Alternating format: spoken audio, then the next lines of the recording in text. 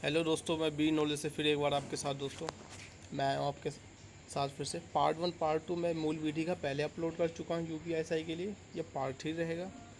इससे पहले दोस्तों मैं अपना ये थर्ड लेसन स्टार्ट करता हूँ, उससे पहले आप कृपया करके मेरा चैनल सब्सक्राइब कर दो।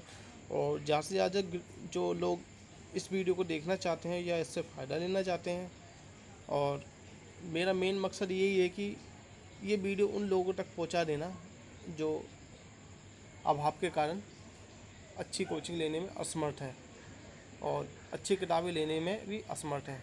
मैं वीडियो खासकर उन्हीं लोगों के लिए बना रहा हूँ। ठीक है दोस्तों, और चलो दोस्तों बिना टाइम गवाए और स्टार्ट करते हैं। पहला है भारतीय दंड संहिता की धारा 395 डकैती के लिए दंड आजीवन कारावास या 10 वर्ष तक का कठिन कारावास और जुर्माना का प्रावधान करती है। ठीक है, धारा 395। अगला, भारतीय दंड संहिता की धारा 396 हत्या सहित डकैती से संबंधित है।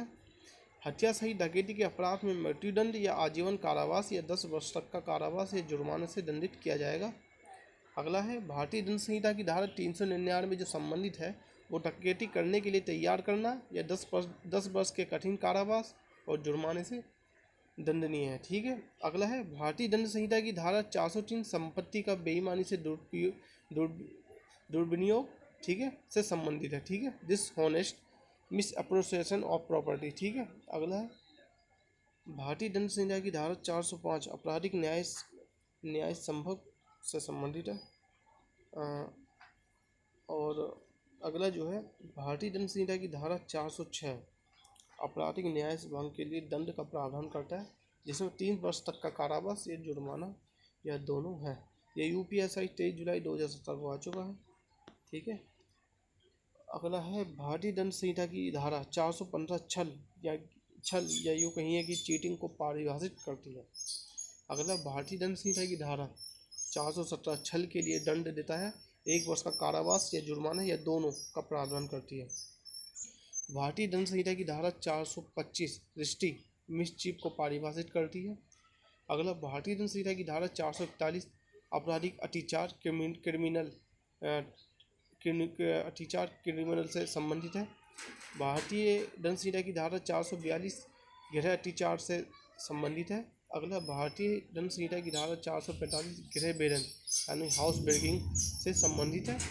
अगला, भारतीय दंड संहिता की धारा 446 रात्रो गृह बेदन यानी हाउस ब्रेकिंग बाय नाइट से संबंधित है। अगला है, भारतीय दंड संहिता की धारा 463 में कूट रचना की परिभाषा दी गई है। अगला, भारतीय दंड संहिता की धारा 464 में मिथ्या दस्तावेज रचना संबंधी अपराध का प्रावधान करती है। ठीक है दोस्तों, बिना टाइम लगाए अगला है दोस्तों, भारतीय दंड संहिता की धारा 494 न्यू विवाह के लिए दंड 7 वर्ष तक की कारावास और जुर्माना का प्रावधान करती है। ठीक है, अगर 2 शादी कर लेता कोई, 494 धारा है।